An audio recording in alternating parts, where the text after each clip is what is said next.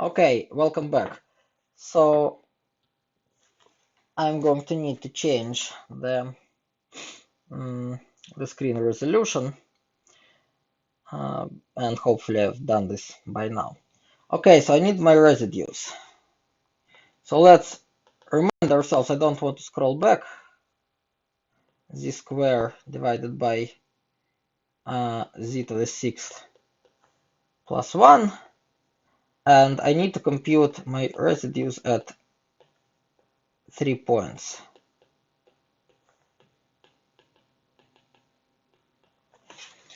Okay, so the residue at e to the pi I over 6 will be z square divided by the derivative of the denominator, 6z to the fifth, plugging this. And okay, so z square cancels out. So I got 1 over 6z to the third. I need to plug this. And when I plug this, I get 1 over 6. And now I need to raise this to the third power. So e to the pi I over 6 cube.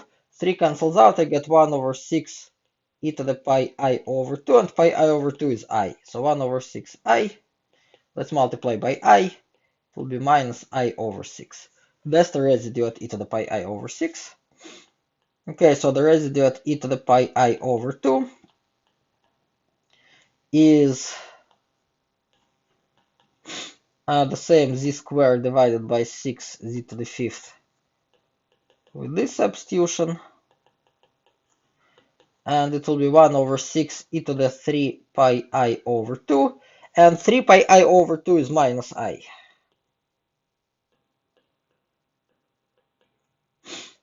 And this will be I over 6.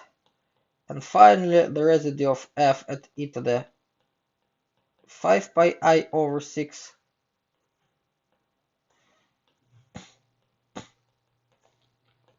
is 1 over 6. And now I need to raise this to the third power, so e to the 5 pi I over 2. And 5 pi I over 2 is again, e to the 5 pi I over 2 is again I. So minus I over 6. And so we know that the integral of f over CR is 2 pi I times sum of the residues, so minus I over 6 plus I over 6 minus I over 6. All these fellows disappear. I get, so 2 and 6 cancels out. And I times minus I is plus 1. So what I get is pi over 3. Now that's really nice. Why is this nice? Because, well, I know, well, it's probably a bad way to check the answer right now. Oh, actually, turning the screen didn't hurt, it rescaled. So I'm integrating this f, and it's non-negative, so I know that I need to get a non-negative answer. Like, I'm not allowed to get a complex answer at the very end because I started the real valued function. Well, this pi over 3 brings me closer to a decent answer. Okay, now, so this was the practical part. Let's do some theoretical part in this problem. So I'll split this integral into two. One is this, only over the semicircle, and another is this. I'll leave the first one alone for a while. And the second one I'll parameterize. So this has a parameterization gamma of t is equal to t. Okay, because this horizontal line stays on the real axis, and t is from minus r to r. So gamma prime of t is 1. And so here I just got f of gamma of t, which is f of t, times gamma of t prime 1 dt from minus r to r. And this is exactly what I want eventually. So what do I have? And this left-hand side is pi over 3. So here is my result. Pi over 3 is equal to the integral of f of z dz over this arc plus the integral from minus r to r. And I have f of t, but I can easily change it to f of x dx. Now let's pass to the limit. Okay, so I want to pass to the limit as r goes to infinity. Well, the left-hand side is a constant. Okay, like I have absolutely no concerns about the left-hand side. Left-hand side always stays power 3. That's pretty cool. I'm integrating f over this contour, which becomes bigger and bigger, but it still has only these 3 residues, and so the result never changes. Well, that's not very surprising by now. We by now so many examples when we have different contours, but the results are the same. Okay, so hopefully this will be true. So limit of this, and remember that this arc depends on r, plus the principal value. Okay, because when I put the limit right here, I get exactly the principal value. Now, I want to say that the principal value is equal to the actual integral. Why is that? Because look at our function again and recall your Calc2 class, and then you'll realize that by the comparison test, this integral converges. You compare it to something like 1 over x to the 4th, which converges at infinity. So principal value is in fact equal to the actual one. And now I'll do something that, okay, don't need principal value anymore. I'll do something that would be horrible if it wasn't like true always. So when we use this contour, we always keep in mind that this first limit must be 0. So there is no good way to compute this integral unless its limit is 0.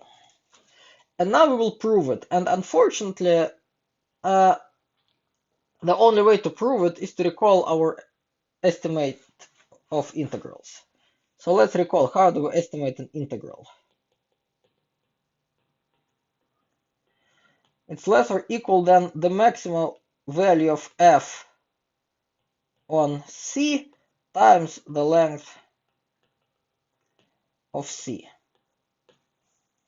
Okay, so let's apply it for c sub r. Well, we know that length, so it's a semicircle. The length of the full circle is 2 pi r, and the length of the semicircle is 2 pi r divided by 2, which is pi r. So this is a huge thing actually. When r goes to infinity, this goes to infinity. So our only hope is that f will be super small, and fortunately it will. Why? Because we have this. So what's f? Well, f is this. So let's write it like this. So this whole thing about estimates of the integrals was not for nothing. It was for this residue stuff. Okay, so we're on c sub r. So absolute value of z is actually r. That's not even an estimate yet. So I need to estimate this denominator. So I'll estimate it keeping in mind that z is huge. So z is on this semicircle of radius r. And I need to estimate it like this, because eventually I want to get this kind of estimate. I want f to be smaller than something. So for the fraction to be smaller than something, I need the denominator to be bigger than something. So how do I estimate absolute value of something is bigger?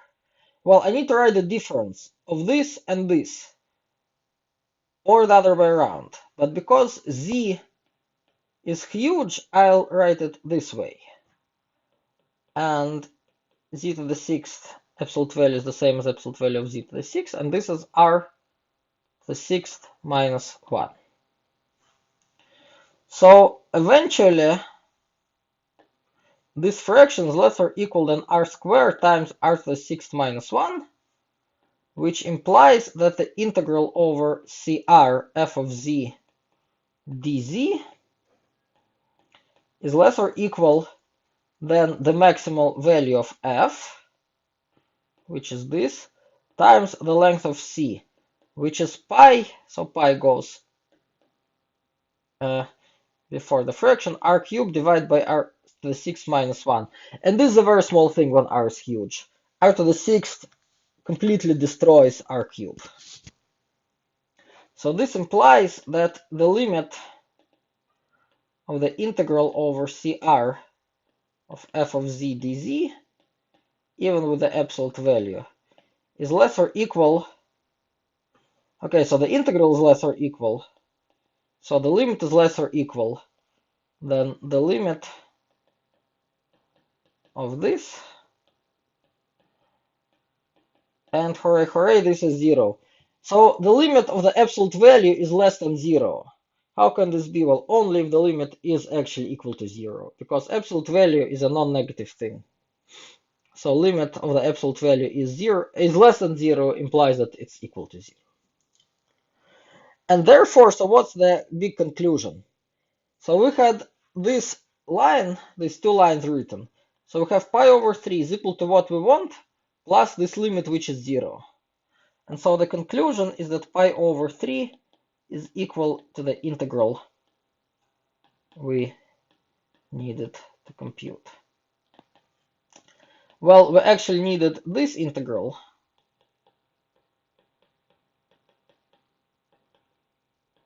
So that's pi over 6. We need to divide the answer by 2. So that's an example. Unfortunately, so I know you'll never believe me, but this is sort of the easiest possible problem on this application of residues. They're all, well, we won't dive deeply into hard ones, but this is kind of not considered to be a hard problem. Well, I mean, I understand that it's hard, but from within this section, it's sort of a basic problem. So every problem the application involves something like this. So I just want to call your attention to the fact that there's no good way to compute this integral without residues. So I encourage you all to try to come up with an antiderivative, and you'll see that you're running into problems. It might be possible, although I'm not sure, but it's it will be pretty crafty anyway, and I'm actually not sure it is possible. All right, so let's do another example. I'll go ahead and do a couple of examples from the exercise section, because I think that one example is certainly not enough. You need to see more. Okay, let's do, for example, this. Now, for example, the book really likes these even functions. I don't know why. X squared plus 4. So here you probably can integrate without residues. You can do partial fractions, and if you do partial fractions, we'll just have two arctangents. It's actually not so hard to do if you mastered partial fractions and haven't forgotten them yet. But we'll see that with the residues, it's also not super hard.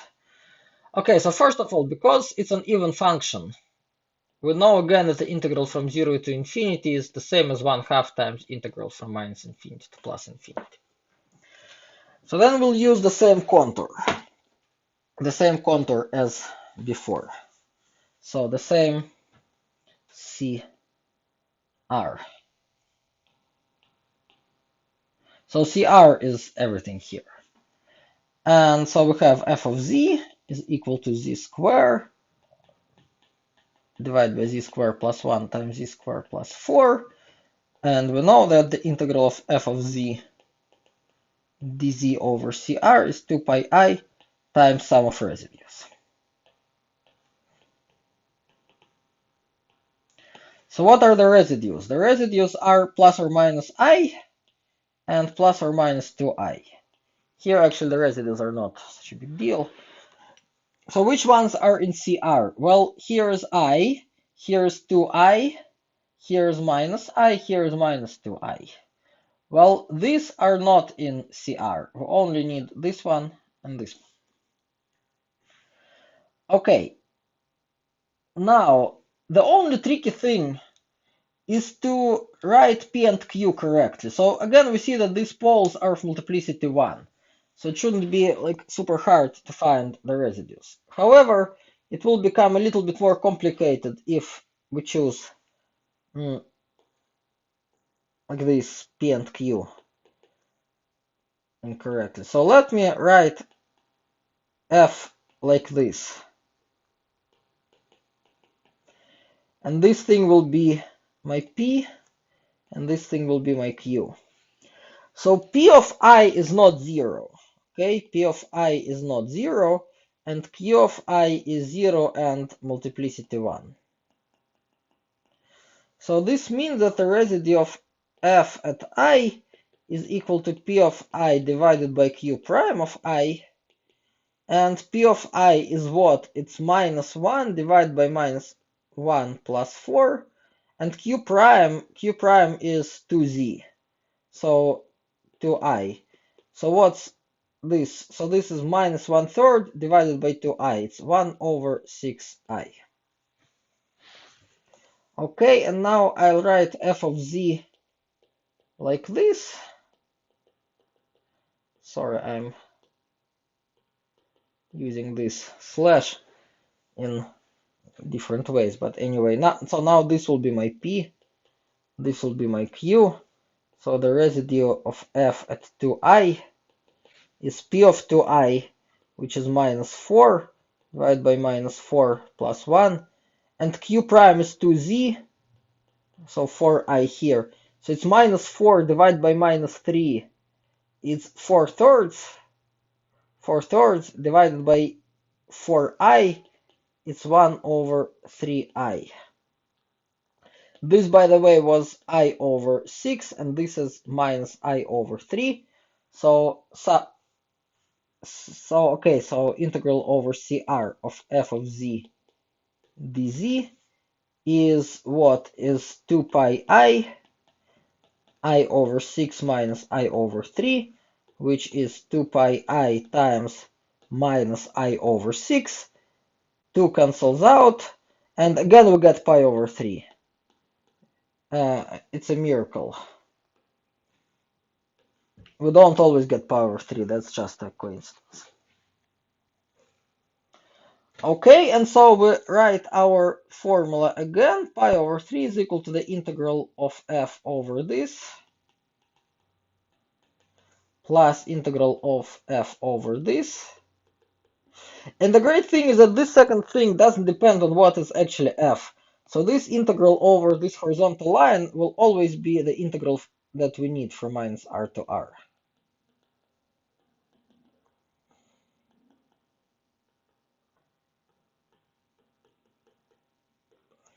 And so now we pass to the limit, we write the limit here, we write the limit here, we write the limit here, and our final goal is to prove that this limit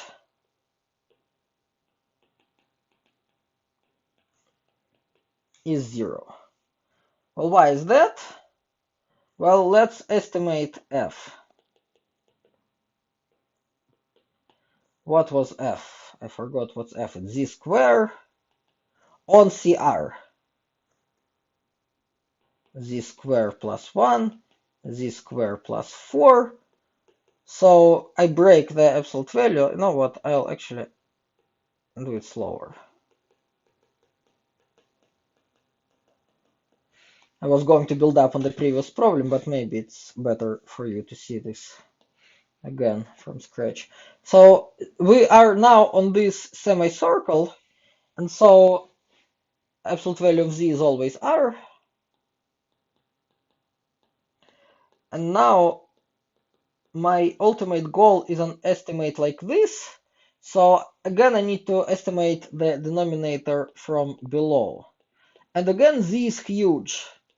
So the right way to do it is like this, big or equal here, of course. That's r squared minus 1. And similarly, z squared plus 4 is bigger than absolute value of, z squared minus 4, which is r squared minus 4. So eventually, f of z is estimated by r squared, here's the r squared, divided by r squared minus 1, r squared minus 4. Well, f of z is great, but that's not what I need. I need the integral.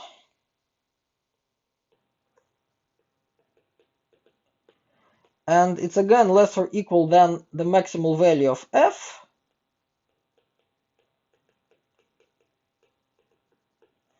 times the length of my contour, which is again pi r. That's the great thing. That's another great thing is that for the same contour we have the same length. So if we had the length pi r right here, then we'll have the length pi r right here too. So what do we get? We get pi r cubed divided by r squared minus 1, r squared minus 4. So who wins? The denominator wins, fortunately, because the denominator is sort of like r to the fourth. This is the leading power, and this is the leading power. When we multiply them, we get r to the fourth. So we get something like r cubed divided by r to the fourth, which goes to 0. So the limit of this f of z dz as r goes to infinity. So that's unfortunately a super essential step. Fortunately, it's always pretty much the same. You always estimate f the best way you can, and then realize that everything goes to 0. Never ever do these integrals go to anything except 0. By the way, if you really miss L'Hopital's rule, then that's exactly the place where you can use it, because it's like a real valued one variable limit. So that's 0, and so we win. I won't rewrite it, but let's go to this formula. We have pi over 3 is in the limit, so I put a limit here, here, and here. Well, limit doesn't do anything to pi over 3. This limit is 0, goodbye, and this limit is what we need, except that we need to divide it by 2 to get the integral from 0 to infinity. Okay, so what else? Well, let's do one more. Somehow this one more will be even easier.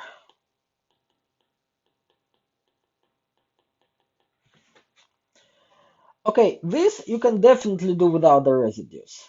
You complete the square and you realize that it's an arctangent. So the answer, well, the answer should be something like pi over 2. Although I'm not exactly sure. It won't be pi over 3, which is nice. Or pi over 6. So let's do it. So let's draw the same contour. This I'll do a little bit faster. So this will be my CR. And which residues do I have? Let's solve this. So z is minus 1 plus or minus square root of 1 minus 2. So square root of minus 1, which is minus 1 plus or minus I. So where are they? Minus 1 plus I is here. Minus 1 minus I is here. So there is one single residue. Wow. So cool. So we only need the residue at minus 1 plus I. Okay, so f of z, by the way, is 1 divided by z squared plus 2z plus 2. So this is p, this is q, that's a 2. I need p divided by q prime. So q prime is 2z plus 2. Q prime is 2z plus 2, so here is 2z plus 2. Okay, minus 2 cancels out. I get 1 over 2i, which is minus 1 over I, sorry, minus I over 2. And so the integral of f over CR is 2 pi I times minus I over 2, which is pi. So the answer will be pi. We already know that, because we now need to do the theoretical part, which is always the same. Pi is equal to this plus this. And the second one is the one we need.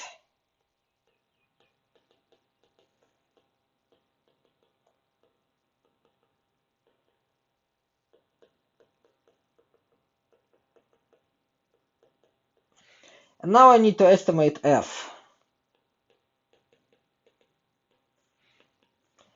So it's 1 divided by this. And this is going to be a little bit trickier. But the plan is the same. We need this. Okay, so first of all, let's get an expectation. Which term is helpful? Well, this one, because when z is huge, then z square should beat all the other ones. So I really don't care too much about 2z and 2.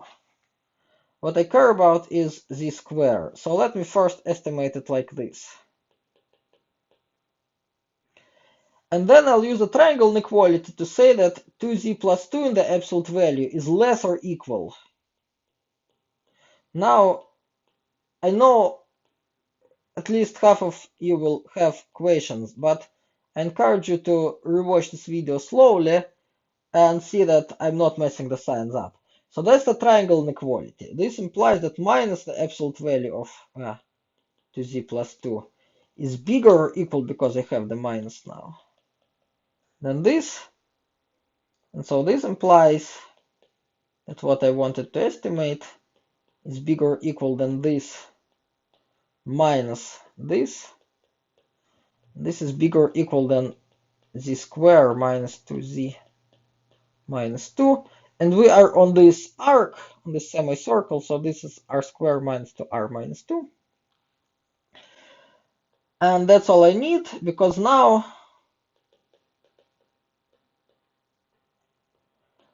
I'll write length first, so I know that the length is pi r times the biggest value of f. And, well, r squared wins.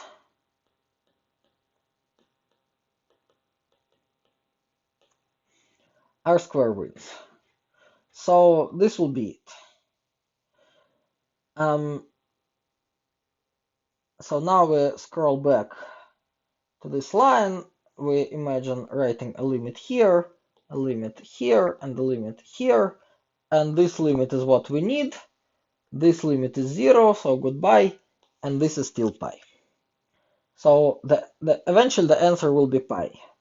So if we want to check it, then we need to write that x squared plus 2x plus 2 is x plus 1 square plus 1, so you complete the square. This you can check by hand. And so I'll just compute the antiderivative. Here I can compute the antiderivative. It will be this. Now I will make a u substitution. X plus 1 is equal to u. Dx is equal to du. So this is integral of du divided by u squared plus 1. This is tangent inverse. And u is x plus 1 plus c. C is not a contour now. C is a constant. And now I need to plug plus and minus infinity, so the limit of tangent inverse when x goes to infinity is pi over 2. The limit at minus infinity is minus pi over 2, so we'll get pi over 2 minus minus pi over 2, which is pi. So if you do this slowly, you will confirm the answer. Okay, so before we finish, and I'll send an email about it too, I'll tell that I'm very seriously thinking about surrendering to Zoom and to real-time lectures for various reasons. One of them is that I'm not really happy with nobody asking questions, so I'm, well, I'm not so much confident about my virtual teaching skills, so I think many of you do not like the speed at which I'm teaching when I don't see your faces. So we'll probably at least try switching to Zoom and see how it goes, but I'll still do the recordings and I'll still post them on YouTube. So like attendance won't be so necessary, but at least I'll have a chance to see the live chat and maybe your faces if you are willing to turn on the camera. So maybe I'll try to do Zoom next time. I didn't want to do it on Friday. I'll actually test it on my grad students who are less vulnerable. And if it goes fine, we will start Zooming on Monday. So have a great weekend, and please don't hesitate to use the discussions on Canvas. I think it's actually not such a bad substitution for office hours because uh, not only I can answer questions and we can all discuss them. And if you ask lots of questions on Canvas, then your fellow students will know that not only they are struggling, and that's good too. So please feel free to ask anything on Canvas. Well, have a good weekend.